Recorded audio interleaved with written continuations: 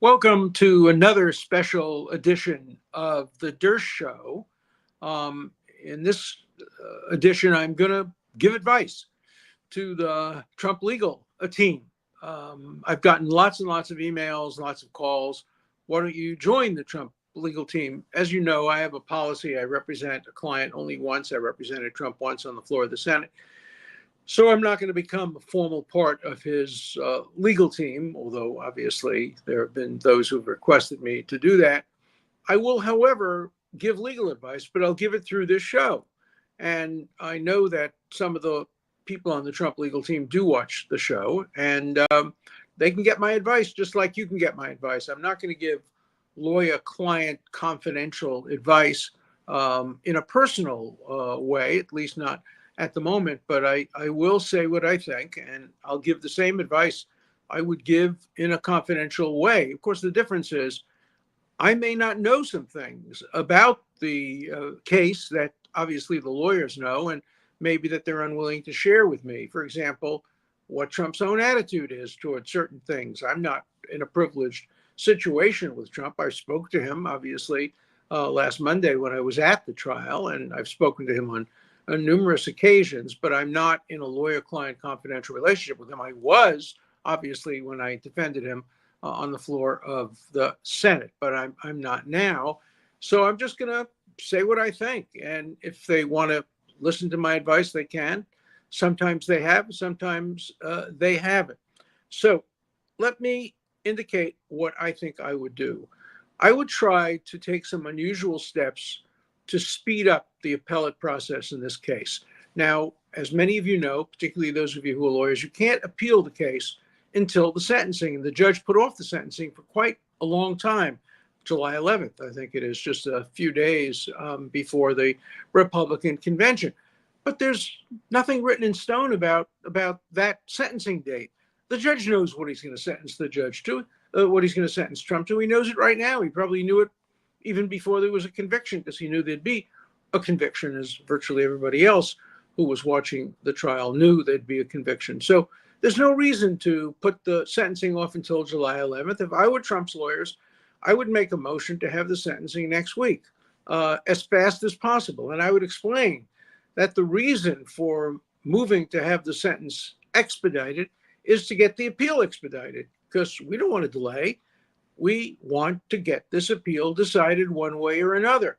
Just like the prosecution argued over and over again, we have the right to have this case tried before the election. Well, Trump has the right to have this appeal decided before the election. So I would start by trying to expedite the sentencing. The judge will probably say, no one's above the law. This is the way I do it. This is the way I've always done it. No, this is an unusual case. The man you're sentencing is running for president of the United States. So if the judge refuses to move the sentencing up, I would then skip the appellate division, which is the Intermediate Court of Appeals, which is a Manhattan-based court with judges who are Democrats and with judges who not only clearly voted against Trump, but who have families that will not look kindly upon them if they are perceived as helping Trump become president of the United States. So I don't think there's much of a shot of getting a reversal in the appellate division. Even Harvey Weinstein's case, I listened to some of the argument, and the argument in that case was overwhelmingly against the conviction in the Harvey Weinstein case. There was so many legal errors, but in the end, the court didn't have the courage to reverse Harvey Weinstein's conviction. And so they affirmed unanimously. And then they went up to the New York Court of Appeals, where they reversed the appellate division. So if it were me, if you want my advice, I would try to skip the appellate division. And there's a process for doing that. And I would try to take the case up to the New York Court of Appeals immediately. So let's assume that my schedule operates. Let's assume today is Friday. Sentencing is, say, a week from Monday, 10 days from now. Then I would appeal immediately, file a notice of appeal immediately to the New York Court of Appeals and tell them that we will have the briefs prepared within 2 weeks.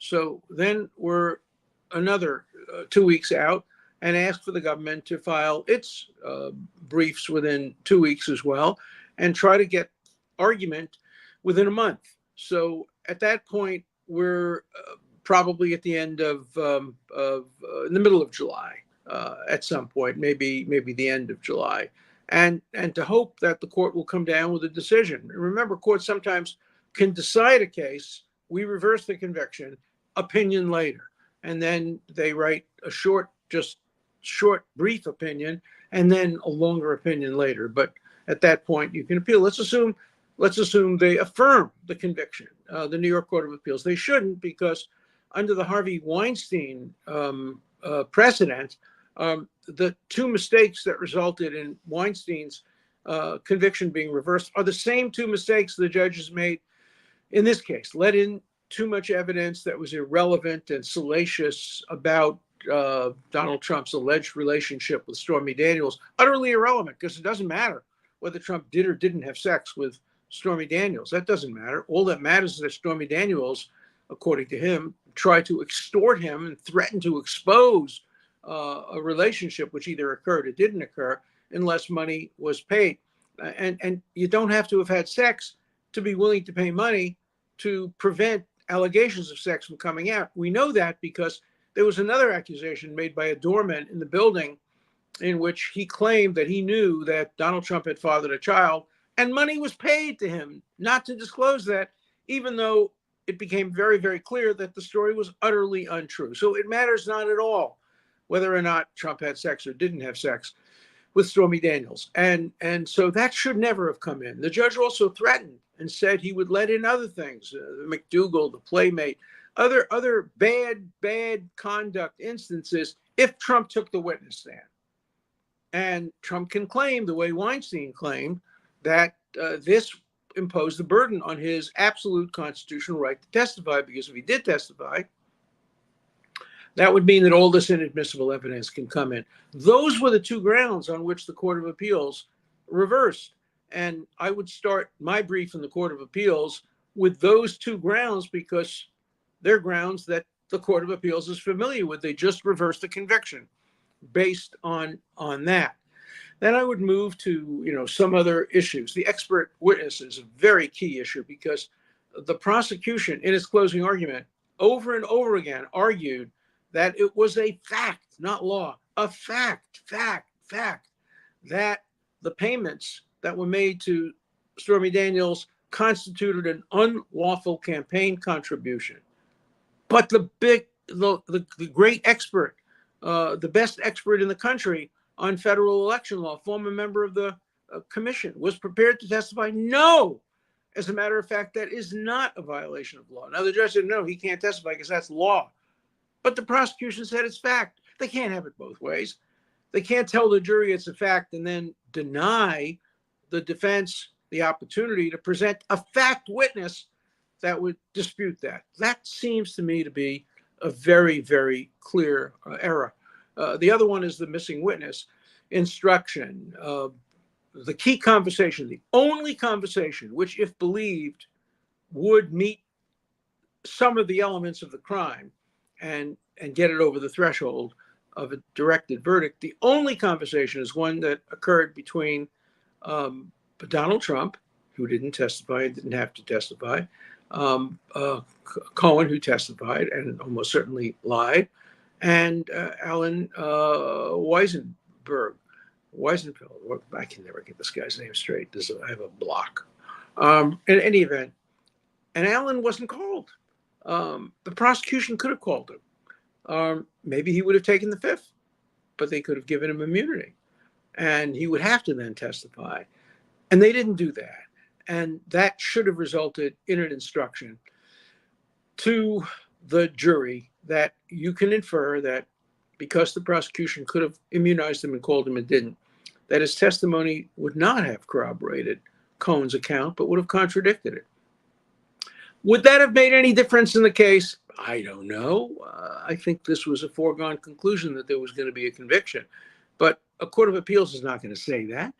So a court of appeals may have to say this was prejudicial. It could have had an impact on the verdict of the case. There are other issues as well that can be raised. Due process, fair warning. There's no way anybody thinking about making a non-disclosure payment and then deciding how to list it would imagine that 6 years later they would concoct a felony out of that. There's no way he got fair warning, that he got notice that his activity would constitute a felony. And then there's this, what appears to be a minor point, but could be a possible reversible error. The judge, as you know, kicked everybody out of the courtroom, except for me and a couple of other lawyers, but all the media. And that denied not only Trump a public trial, but it denied the rest of the people who were thrown out of the courtroom a public trial. And there have been cases reversed on that without necessarily showing a prejudice. So I would try to take the case to the Court of Appeals as soon as possible, and you might get a verdict at that point by middle of August. If the verdict is to affirm the conviction, then you could take the case to the United States Supreme Court, and you would ask the Supreme Court to do what the Supreme Court did in Bush versus Gore and other cases, to expedite consideration, either to waive oral argument or to have oral argument, 2 weeks after getting the briefs. And there's still a possibility the court could decide the case before the election. So if I'm Trump's lawyers, for me, everything is speed, speed, speed, speed. That's a change of attitude, because Trump's lawyers in some of the other cases are seeking delay. Of course, the difference is in those cases there is no conviction, whereas in this case there is a conviction, and that conviction hangs over his head like a sort of Damocles. Now, we don't know whether or not this conviction is going to help or hurt Donald Trump. He's apparently raised fortunes of money in fundraising, including a lot of new donors, as a result of this conviction. I have to tell you something else. Had this trial been on television, and had the public been allowed to see how Judge Marchant manipulated this case and rigged the outcome of the case, in my opinion, I think even more people who are on the fence, people like me, people who have voted Democrat in the past but have open minds, I think a lot of people would have been influenced to cast a protest vote against this proceeding and proceedings like it if it had been on television, but it wasn't. And so what we have is these silos, people who watch the trial through the prism of MSNBC, where the people were dancing in the aisles and screaming up and down, what a great day, what a great victory it is for justice. So, and if you watch it on other channels, you would have a different result. And now the president has weighed in, and the president made a statement today, which I fundamentally disagree with. He said, no, don't say that the justice system or this case was rigged. We have to all support our justice system.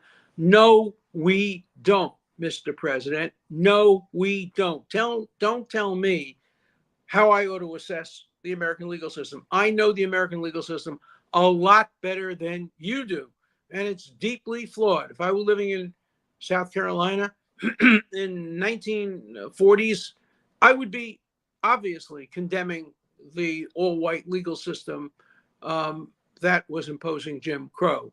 I'm not making analogies here, but I especially have a responsibility to tell the truth about the legal system. I'm not going to listen to you, Mr. President. No. Actually, in this instance, Trump is right and you're wrong. This case was rigged. And I'm going to say it. I'm going to say it over and over again. This case was rigged from the very beginning. And he did not get justice. He did not get a fair shake. He did not get a fair trial. And when you say that the justice system is fair when it's not, you're doing a horrible disservice, especially since we've now reduced our checks and balances. It used to be that juries served as a check and balance on the excesses of prosecutors, the excesses of judges. But when you pick a jury that's as biased and prejudiced as the judge and the prosecutor, you're not getting a check and balance. So where does the check and balance come from? It comes from the public. It comes from academics like me. It comes from honest people in the media. It comes from honest people in other parts of life, in academia. That's the check. That's the check. And I'm not going to eliminate my check by simply saying, yes, sir, Mr. President, I agree with you. You have to respect the legal system. No, the legal system has to earn your respect. And the legal system as it operated in this case in New York does not deserve anyone's respect. It doesn't deserve your respect, President Biden. It certainly doesn't deserve my respect. It's not getting it. No matter what you say, it's not getting it.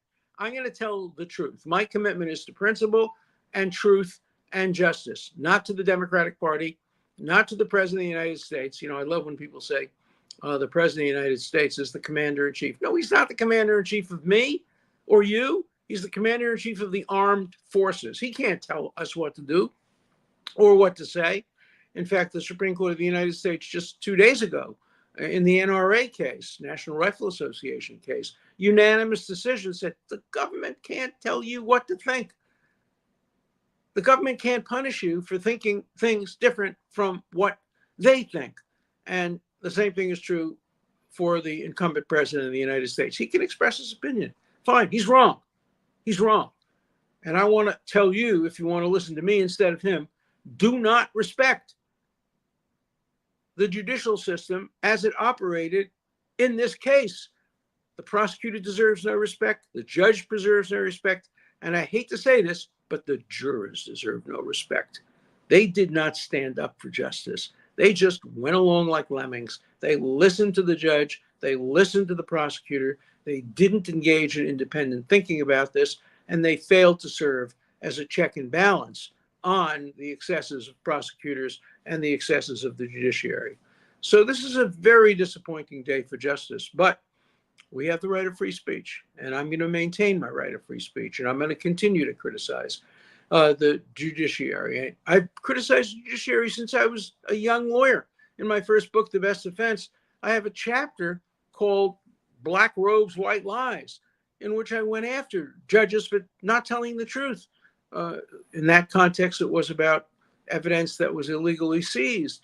But I urged disrespect for the judiciary back in 1982 when the judiciary doesn't deserve our respect. And the judiciary certainly didn't deserve any respect yesterday. Just one more closing point.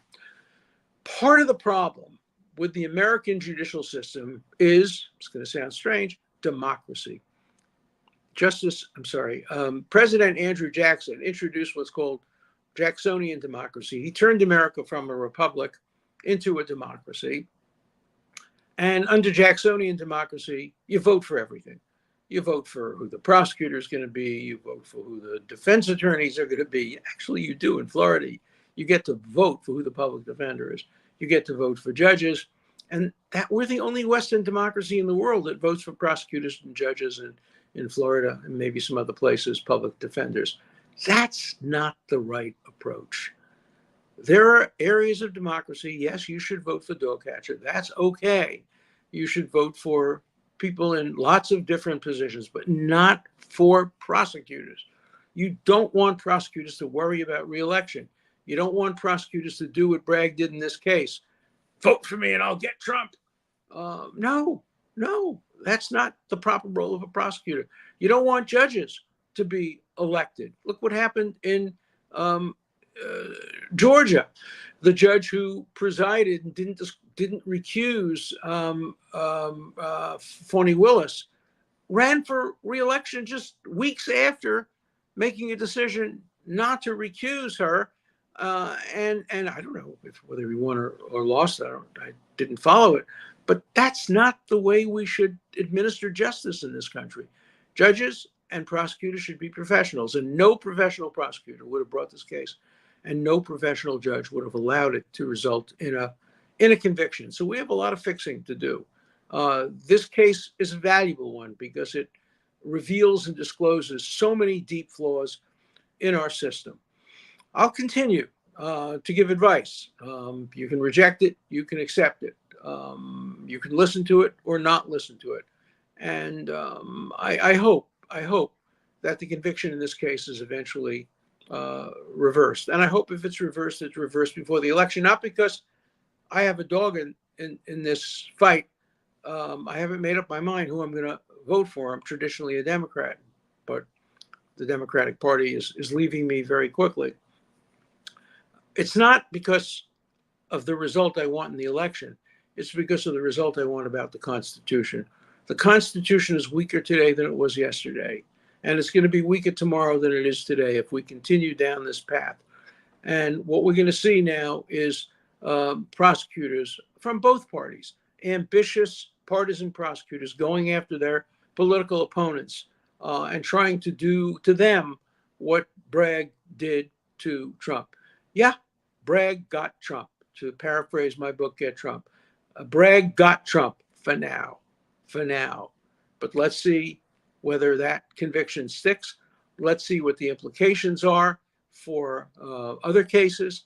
And let's hope that American justice, which has been a mixed blessing right from the beginning of our constitutional history. Early on, Jefferson went after Aaron Burr. Aaron Burr defended himself and got acquitted.